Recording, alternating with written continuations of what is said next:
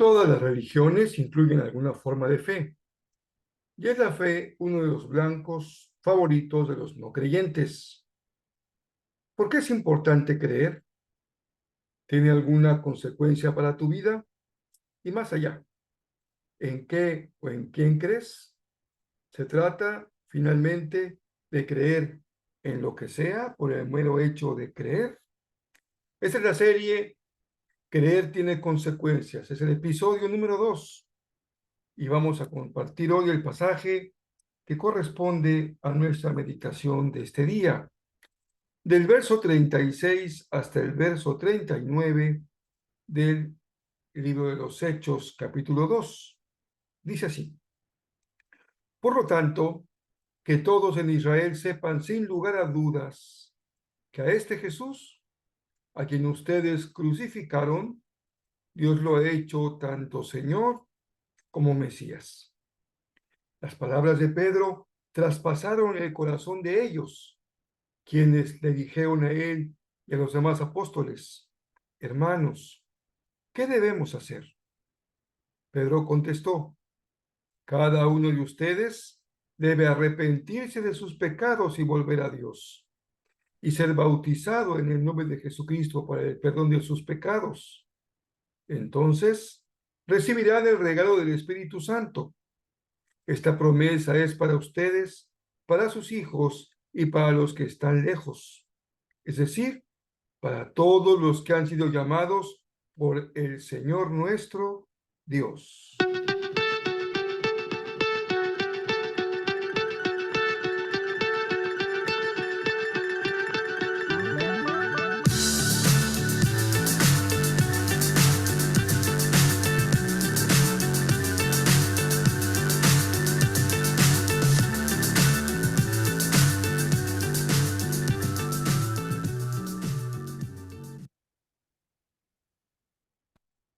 Creer, sin duda, tiene consecuencias.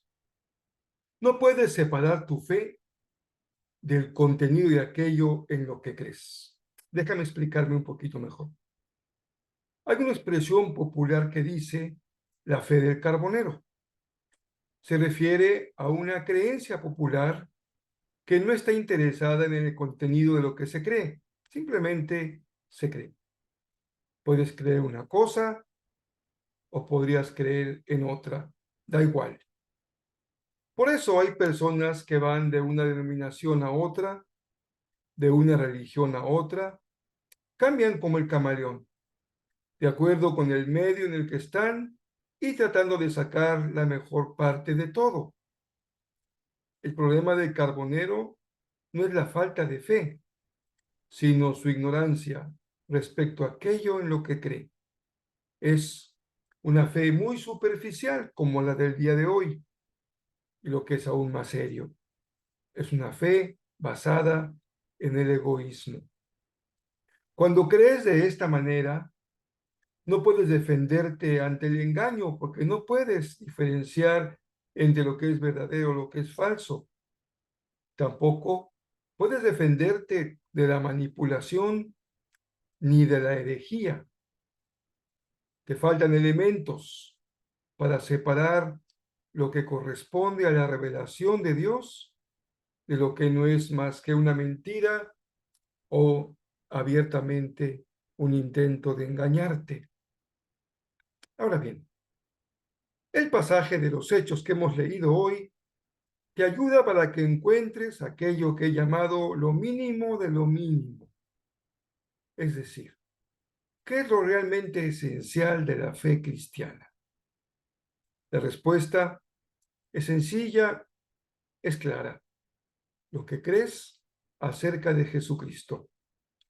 Justamente se llama la fe cristiana. No se trata solamente de que creas en Jesús, sino que ¿qué es lo que crees acerca de Jesús, aquel que en el Nuevo Testamento es llamado el Cristo? El mensaje que comenzó a proclamar la naciente iglesia cristiana se conoció como el Evangelio. Nosotros hoy usamos más esta expresión para referirnos a los 4 primeros libros del Nuevo Testamento, los evangelios. Pero no se trata de este sentido de la expresión, sino de aquello que los primeros cristianos proclamaban, predicaban. El evangelio quiere decir buenas noticias. El mensaje de Pedro es muy esclarecedor.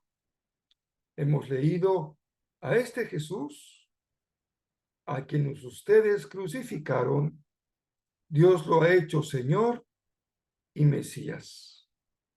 Esa es la declaración fundamental, esencial, que predicó la iglesia primitiva. Jesús es el Señor y Jesús es el Mesías de Israel.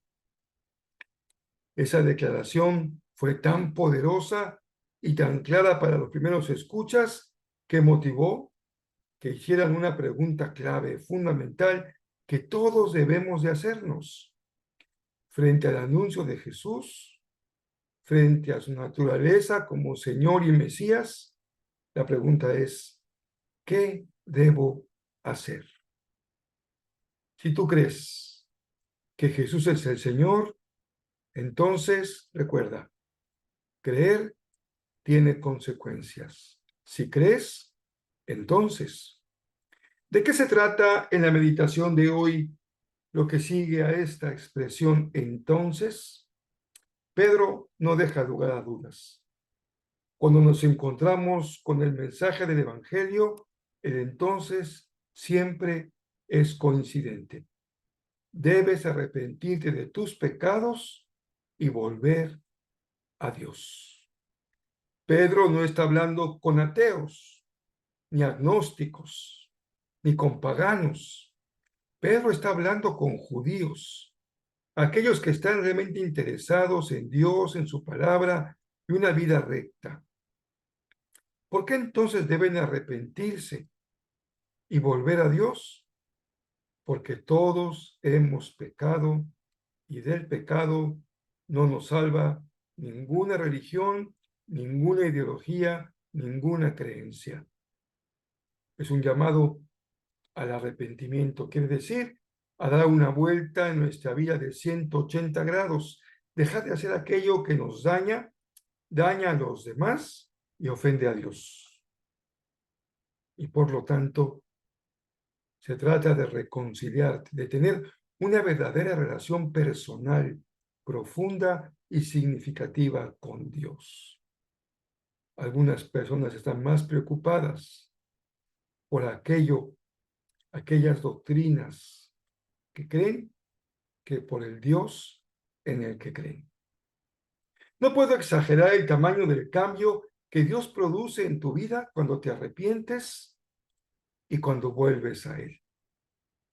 Es de tal envergadura que la Biblia le llama volver a nacer. No hay nada más personal, más profundo y significativo que el verdadero arrepentimiento. Un gran pensador judío de nuestro tiempo decía, la religión tiene un significado social importante, pero si tu fe no te afecta en tu vida personal, entonces no tiene un verdadero significado. Por ello, cuando escuchamos el mensaje del Evangelio, no hay nada más personal, más profundo y significativo que el verdadero arrepentimiento. Es como darle delete a tu sistema y volver a empezar. Y si a la limpieza de tu sistema le agregas una nueva dirección, un nuevo sentido, comprenderás que no estamos hablando con Jesús de un barniz de religión. Se trata de un cambio profundo, tan profundo como tu propio ser, tan verdadero como que Jesús es su contenido y tan transformador porque el poder del Evangelio hace cambios profundamente transformadores.